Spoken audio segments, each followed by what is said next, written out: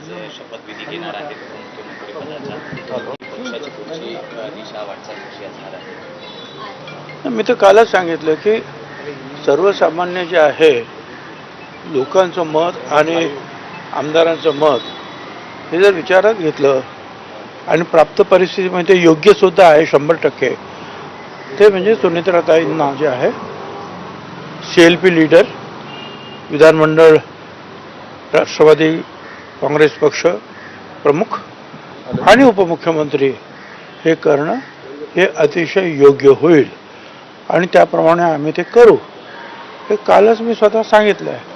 आता त्याची जी फॉर्मॅलिटी जी काय असते सर्वसाधारणपणे पूर्ण करण्याची, किंवा त्या CLPचे मेंबर्स कोण आहेत, तसे आमदार लोक वगैरे आहेत, तर त्यांना बोलवून जे आहे त्याप्रमाणे मग ही निवड झाली असं एक जी आहे फॉर्मॅलिटी पूर्ण करायची आहे ते आता आज दुपारी करू. आणि मुख्यमंत्र्यावर चर्चा झालेली आहे, मुख्यमंत्री पूर्ण सहकार्य करत आहेत आणि कदाचित आजच राज्यपालांना सांगून ते त्यांचं शपथविधी होईल उपमुख्यमंत्री म्हणून.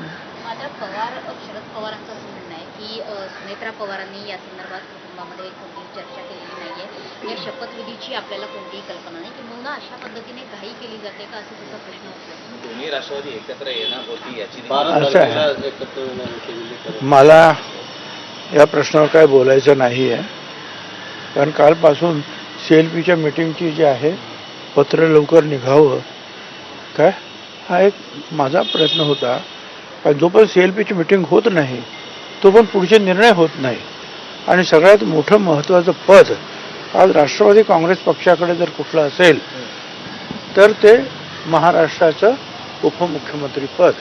त्यामुळे ते पहिल्यांदा जे आहे त्या तिथं योग्य रीतीनं जे आहे सुनेत्राताईंना ती सूत्र त्यांच्या हातात देणं, नंतर ते ठरवतील पुढे काय काय करायचं ते. शपथविधी आज झाला तर पवार साहेबांना याचा निमंत्रण दिलं जाणार आहे का? आता मला काय कल्पना नाही सर, पण एकंदर आय पाहिलं डोंट नो, मला माहीत नाही. एकंदर पाहिलं गेलं तर विलिनीकरण होणारच होतं असं सुद्धा अनेक लोक म्हणतात. पण या सगळ्या गोष्टीनुसार एक खंड पडला या गोष्टीला, असं तुम्हाला वाटतं का? या शपथविधीने खंड पडेल की पुढे जाऊन काहीतरी वेगळं चित्र कळेल? हे पहा, आता एकदा आमच्या दृष्टीनं ठीक आहे, पक्षाचा राष्ट्रीय अध्यक्ष आणि मग सगळ्यात महत्त्वाचं काय आहे उपमुख्यमंत्रीपद, जिथे सर्व शक्ती एकवटलेली आहे, पक्ष मजबूत करून पुढे नेण्याची शक्ती त्या पदामध्ये आहे, तर त्याच्यावर आमचं पूर्णपणे लक्ष आहे.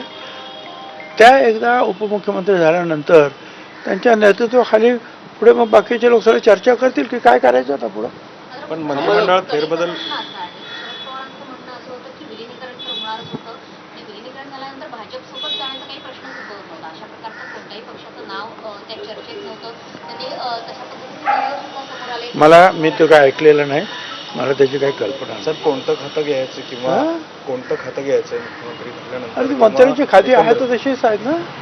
ज्या पद्धतीने वित्त आणि होत आहेत त्यावर तटकरे असतील किंवा डॉक्टर पटेल असतील यांचं निस्वार्थ आहे आणि त्यातनं या सगळ्या घडामोडी I don't know. Ambadas Danve यांनी याचा आरोप केला. आणि कोण काय बोलतं तर कोण काय बोलतं, एकदाच हे होऊन गेलं लवकर तर सगळं बंद होईल. म्हणून माझं म्हणणं आहे की एकदाच हे व्यवस्थितरित्या अटकून टाकलं पाहिजे. सर, एक प्रश्न उद्भवतो की विलिनीकरण जेव्हा जेव्हा होत होतं तेव्हा अजितदादांनी असं त्या लोकांना देखील सांगितलं की ह्याची सगळी कल्पना मी माझ्या मुख्य नेत्यांना दिली होती. मला त्याची काय आता असं मी तुम्हाला सांगितलं, आजचा आमचा प्रयत्न आहे सुनेत्राताईंना प्रमुख करणं, त्यांच्या नेतृत्वाखाली मग पुढे मग कोण काय बोललं काय करायचं काय थांबवायचं ते विचार करतील ना. कधीच विलिनीकरणाची चर्चा आली सर, हिंदी पवारांची ही अरे मैं बाबा मैं लाल मनुष्य है. सर, हिंदी में जानना चाहेंगे, सुनेत्रा ताई आज शपथ लेंगी, क्या कहना चाहेंगे? हाँ तो अच्छी बात है ना, क्योंकि जो है लोगों का भी जो है यही इच्छा है और हमारे जो विधायक है उनसे भी वही मांग हो रही है और वो बिल्कुल सही है.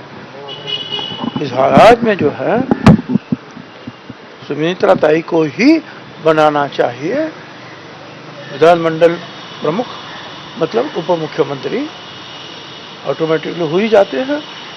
और फिर एक बार वो बैठे फिर उनके नेतृत्व में सब लोग चर्चा करेंगे। सर पवार साहब ने कहा कि इस बारे में मेरे से चर्चा नहीं की गई कि डेप्यूटी चीफ मिनिस्टर का पद जो है सुनेत्रा ताई को दिया जा रहा है। मुझे नहीं पता है कौन क्या बोला कौन क्या नहीं बोला। पार्थ पवार जो है वो राज्यसभा के लिए जाने की बात हो रही है, सर क्या कहना चाहिए? एक बार सुनेत्रा ताई उप मुख्यमंत्री बनती है, उसके बाद ये सारे सवाल जो है उनके नेतृत्व में हल किए जा सकते हैं।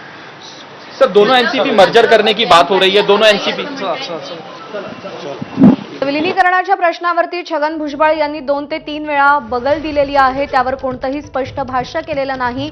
उपमुख्यमंत्री पद हे अत्यंत महत्त्वाचं आहे आणि उपमुख्यमंत्री पदामध्ये प्रचंड सध्या ताकद आहे, राष्ट्रवादीची सत्ता त्या ठिकाणी एकवटलेली आहे आणि त्यामुळे सुनेत्रा पवारांना उपमुख्यमंत्री करणं योग्य होईल असं त्यांनी म्हटलेलं आहे। तर एकीकडे या सगळ्या घडामोडी